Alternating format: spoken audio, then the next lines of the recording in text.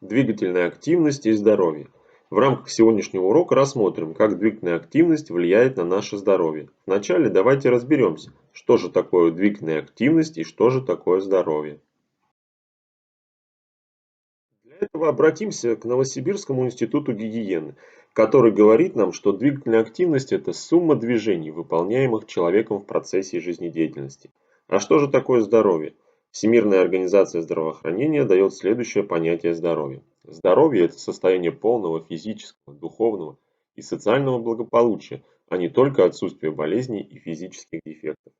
Все тот же Новосибирский институт гигиены делит двигательную активность на нерегламентированную, частично регламентированную и регламентированную. Давайте же разбираться, в чем разница.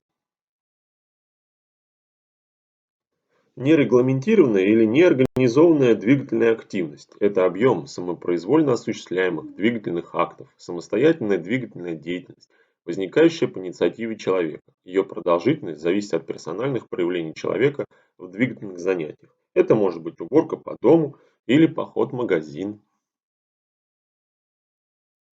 Частично регламентированная двигательная активность – это объем двигательных актов, являющихся в ходе решения двигательных заданий. Это может быть производственная гимнастика, подвижные игры и тому подобное. Регламентированная или организованная двигательная активность – это сумма специально выбираемых и направленно влияющих на организм человека физических упражнений и двигательных мероприятий.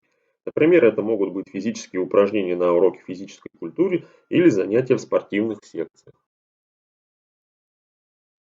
А что же говорили великие о здоровье и двигательной активности? Аристотель говорил, ничто так не разрушает и не истощает человека, как продолжительное физическое бездействие. Авиценна утверждал, что умеренно и своевременно занимающимся физическими упражнениями человек не нуждается ни в каком лечении, направленном на устранение болезней. Гиппократ не сомневался, что гимнастика, физические упражнения, ходьба должны прочно войти в повседневный быт каждого, кто хочет сохранить работоспособность, здоровье, полноценную и радостную жизнь. Теперь давайте посмотрим, что же происходит в мире с двигательной активностью. По данным ВОЗ, во многих странах отмечено снижение уровня физической активности, что негативно сказывается на общем состоянии здоровья людей во всем мире и рост таких неинфекционных заболеваний, как сердечно-сосудистые болезни, диабет и рак, а также их факторов риска, включая повышенное кровяное давление, повышенное содержание сахара в крови и лишний вес.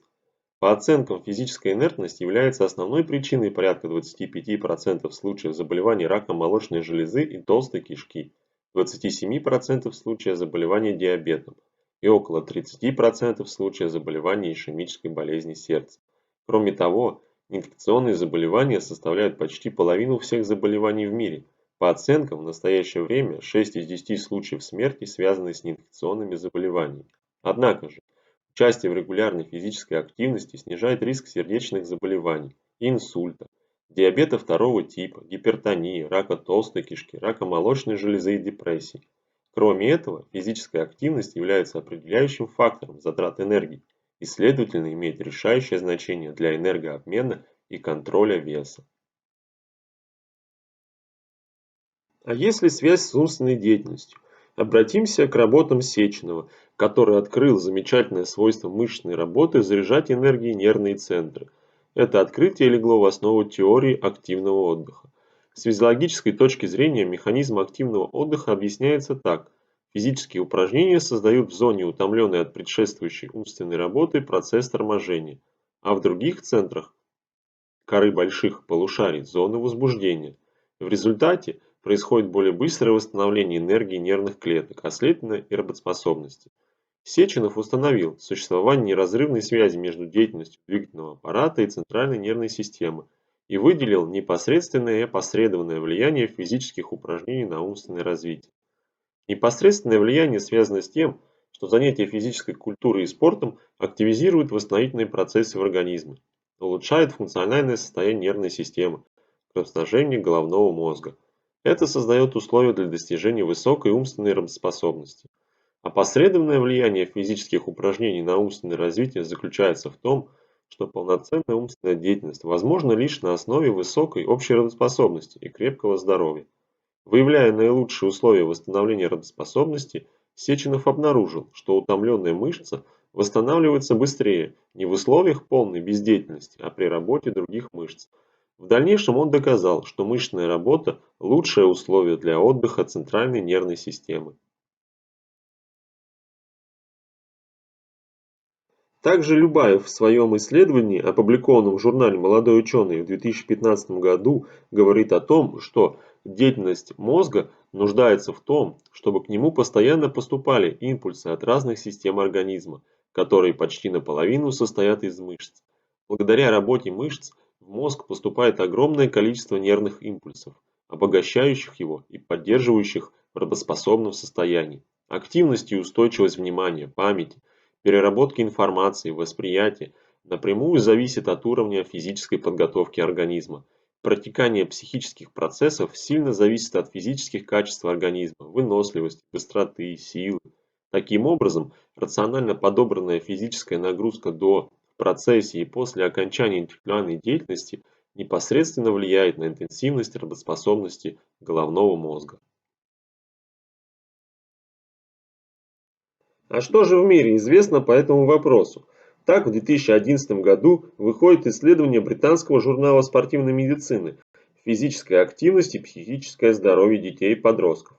Целью исследования было синтезировать обзоры, исследующие физическую активность и депрессию, тревожность, самооценку и когнитивное функционирование у детей и подростков, а также оценить связь между сидячим поведением и психическим здоровьем. Какие же сделаны выводы? Физическая активность благотворно влияет на снижение депрессии, тревожности, повышение самооценки и когнитивного функционирования у детей и подростков. Исследования показали устойчивую негативную связь между психическим здоровьем и малоподвижным поведением. Теперь самое время узнать, сколько же нужно двигаться. Для этого обратимся к рекомендациям ВОЗ, которые нам говорят, что дети и молодые люди в возрасте от 5 до 17 лет должны заниматься ежедневно физической активностью от умеренной до высокой интенсивности в общей сложности не менее 60 минут. Физическая активность продолжительность более 60 минут в день принесет дополнительную пользу для здоровья. Большая часть ежедневной физической активности должна приходиться на аэробику. Физическая активность высокой интенсивности, включая упражнения по развитию скелетно-мышечных тканей, должна проводиться как минимум 3 раза в неделю. Преимущества от физической активности и реализации вышеназванных рекомендаций превосходят недостатки. Любой существующий риск может быть существенно снижен за счет постепенного увеличения уровня физической активности, особенно для малоактивных детей. А также обратимся к метаанализу 2019 года, сделанным Американским колледжем спортивной медицины, который подтверждает рекомендации ВОЗ и обратную зависимость, доза-ответная реакция двигательной активности и последствия для здоровья, включая смертность от всех причин, сердечно-сосудистые события и диабет второго типа. Теперь мы можем с уверенностью сказать, что нужно двигаться и будет нам здоровье в разных его проявлениях.